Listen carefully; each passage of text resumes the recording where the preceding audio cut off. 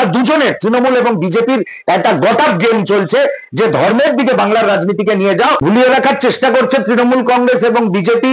কিন্তু আমি দায়িত্ব নিয়ে বলছি, একজন রাজনৈতিক কর্মী হিসাবে, জাতীয় কংগ্রেসের একজন সৈনিক হিসাবে, এই ধরনের ধর্মের জিগির তুলে আগামী দিনের ভোট, আগামী দিনের ভবিষ্যৎ, বাংলার রাজনৈতিক ভবিষ্যৎ কোনো কিছুই নিয়ন্ত্রণ করা যাবে না। কারণ বাংলার মা বোনেরা বুঝতে পারছেন, শুধু লক্ষ্মীর ভান্ডারে মজে থাকে আমার আগামী প্রজন্মের হাতে ওরা মদের বোতল ধরিয়ে দিয়ে বলবে কাল সকালে আসিস আমাদের দলের মিছিলে। এইটা নিশ্চয়ই বাংলার মা বোনেরা চান না। সেই জন্য ধর্ম দিয়ে পেট ভরানো যাবে না, খাদ্য দিয়ে পেট ভরাতে হবে, মাথার ছাদ দিয়ে মাথাকে ঢাকতে হবে। ওরা যেটা চাইছে, বিজেপিও চাইছে সংখ্যাগুরুদের নিয়ে রাজনীতি করতে, তৃণমূল চাইছে সংখ্যালঘুদের নিয়ে রাজনীতি করতে, এবং এটা দুজনের, তৃণমূল এবং বিজেপির একটা গটআপ গেম চলছে যে ধর্মের দিকে বাংলার রাজনীতিকে নিয়ে যাও, তাহলে ধর্মনিরপেক্ষ জাতীয় কংগ্রেসকে রাজনৈতিক পরিসরের বাইরে রাখা যাবে।